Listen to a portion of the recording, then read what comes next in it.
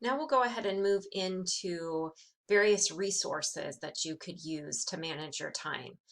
You now have a better understanding of the importance of being organized and the importance of scheduling your time as far as your priorities go. So now we'll go ahead and take a look at various methods you could use to help you in keeping track of the tasks that you need to complete, whether it be for your academics or your personal life. The first one is the planner. So if you've tried to use a planner before and you absolutely hated it, then don't go back to using one. But if you've never tried using one, or you have used one in the past, but maybe you didn't use it to the best of its ability, there's a few things that you can do to really make a planner work for you. So for school, what you want to do is print out each of your syllabi or bring each one up so that you can put every single due date that you know into your planner. I know some instructors don't give an entire semester's worth of work at the beginning. They maybe give up to midterm, they adjust, and then they give the second half of the semester. But if you have an entire semester, you want to fill out your planner according to that entire semester. If you only have half a semester or 3/4 or a quarter of it, fill out what you can. So from each of your syllabi, you want to put in your planner any project due dates that you have. So if in your art class you have an assignment that's due mid-semester, you want to make sure that you have that in there. Any quizzes, so if your instructor tells you when quizzes will be, make sure you put those in there. Of course, your exams need to go into the planner. Any type of presentation or speech needs to be written in there. If you have group work, if that presentation or a speech is a group presentation, when will you be meeting with your group to plan that out? And of course, physically, it's going to be a little bit harder to meet right now, so you would plan that over Zoom or Google Meets or whatever you're using. Any chapter reading. So a lot of times chapter reading is not planned and it is something that needs to be planned. Some of these textbooks, the chapter can be 60, 70 pages long. And if it takes you time to really process information or read things more than once, you need to have that time planned and not just, oh, I have reading that I have to do and I'll get to it at, 10 o'clock at night. But really making sure that you have it scheduled out as far as when you would do it. The other thing that you want to do is look at any college deadlines or holidays. So like in my syllabus, I give you the date the last date to opt for pass no pass, or the last date to drop the class with a W. And so having those things in your planner as well can help you. And you can find those dates either by looking in the schedule of classes and clicking on the dates. That's a live link and it'll bring up specific dates for that class. Or you could also look at the academic calendar for the college for the semester to get an idea of when holidays are and that type of thing. So really the whole purpose of doing this and doing it for every single class is so that you know what week is going to be a little bit harder for you. What week in advance do you need to have more time available to work on your projects? So that means maybe adjusting your work schedule or letting those in your household know, hey, I'm going to be really busy this week. I'm not going to be able to do X, Y, and Z. If you have those conversations beforehand, it will save you some conflict. So instead of blowing up at somebody because you're so stressed out, have that conversation prior. I'm not going to be able to do as much this week. So can we work together to make this go smoothly for all of us? Okay. Let's see, I lost my ability to go forward here. It's hidden. Hold on, I lost my mouse. There we go. So one thing that you can do is color code things. So for each class, color code those projects and the reading and the exams so it really stands out. Maybe blue is your Bio 10 class and purple is your Psych 1A class and orange is your statistics class. And so you create that system for yourself so that it's very easy to see, and you start it from the beginning of the semester so that as you go, you recognize really off the bat orange is stats, and this is what I have to do for stats. And so I often will see students when I used to teach in person, they'd have their 3 or 4 highlighters out and their 3 or 4 different colors of pens, and they would take notes using different colors. If you haven't tried that strategy, it might be something that works really well for you. So give it a shot and see if that works. If you've utilized a planner before, but maybe haven't gone this far deep into it, this might be a way for you to really utilize the planner and make it work for you. Using different colors can make a big difference. All right.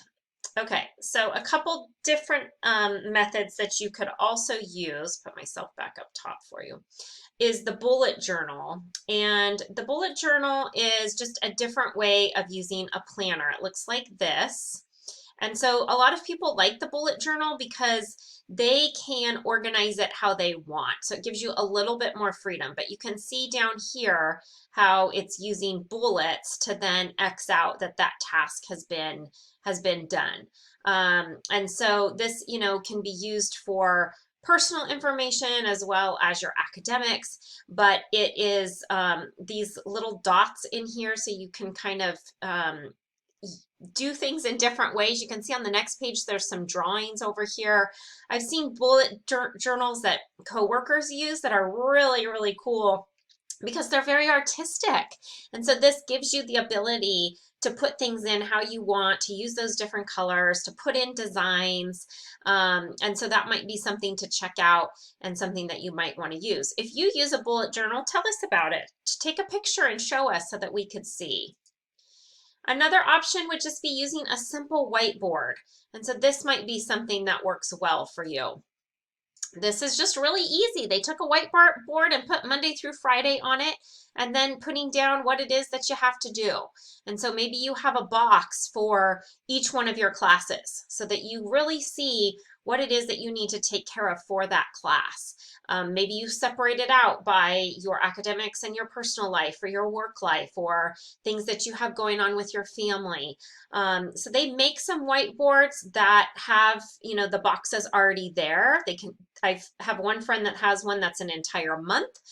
So she fills it out that way. I've seen it where it's just the week, or you could simply just go buy a whiteboard and use it in this way.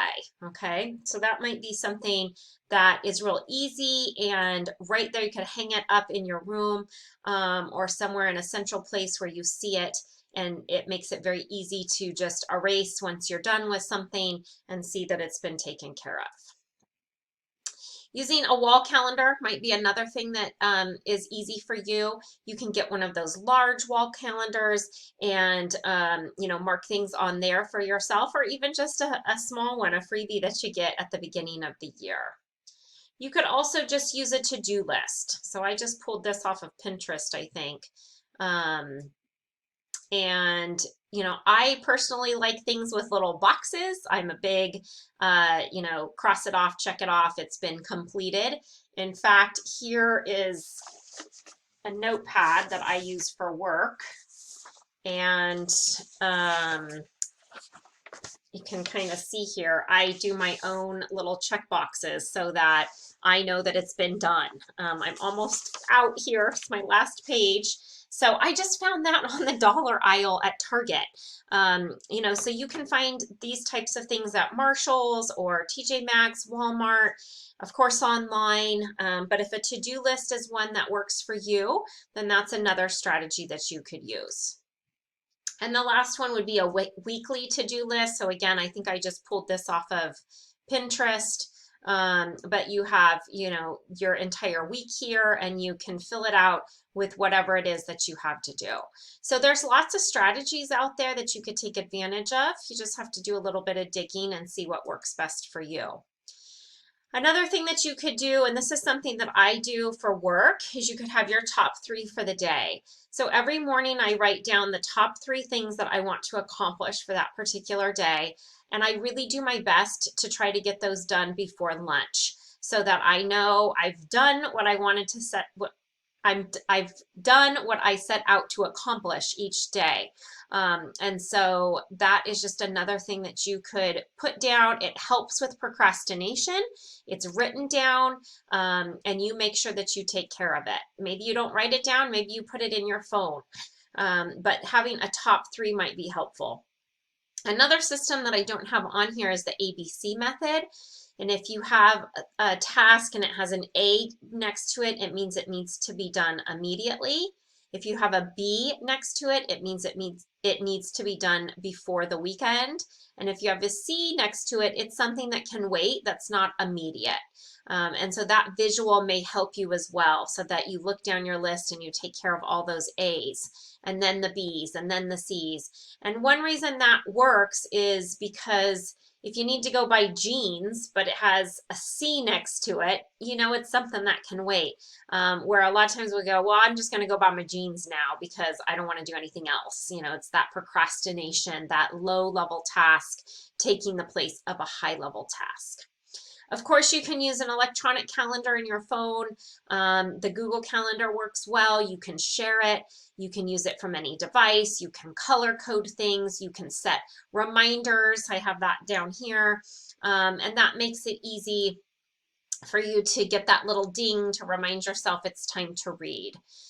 And then there's also some apps that you could download and utilize those. They're under planner apps, student planner apps, or study apps. So check that out. That might be another resource for you. And then share with us, what are you using that works well for you? What is your system? So again, take a picture of something. That's always really helpful when we can get a visual. So up next, we're going to go over the tips on the next page.